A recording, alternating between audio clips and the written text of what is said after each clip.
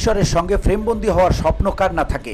সেই স্বপ্ন পূরণ হলো বলিউড সুপারস্টার শাহরুখ খানের ছোট ছেলে আব্রাম খানের। আর ছেলের এই স্বপ্ন পূরণের মুহূর্তটি ক্যামেরায় ধরে রাখলেন খোদ বলিউড বাদশাহ শাহরুখ খান নিজেই। শুক্রবার রাতে ফুটবল কিংবদন্তি লিওনেল মেসি কলকাতায় পা রাখেন, আর শনিবার সল্টলেক স্টেডিয়ামে ঘটে এই নক্ষত্র পতনের ঘটনা।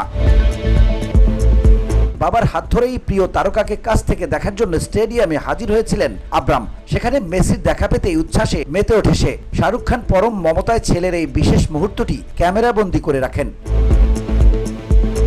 সুয়ারেজ ডি পলের সঙ্গেও আব্রাম শুধু মেসি নন, আব্রামকে এদিন দেখা গেছে মেসির সতীর্থ লুইস সুয়ারেজ এবং রদ্রিগো ডি পলের সঙ্গেও। ফুটবল তারকাদের সঙ্গে যখন জুনিয়র খান বাক্য বিনিময়ে ব্যস্ত, তখন বাবা শাহরুখের মুখে ছিল তৃপ্তির হাসি। ছেলেকে এত উৎফুল্ল দেখে বেশ ফুরফুরো মেজাজেই ছিলেন শাহরুখ খান। ভিড়ের কারণে মেসির দ্রুত প্রস্থান।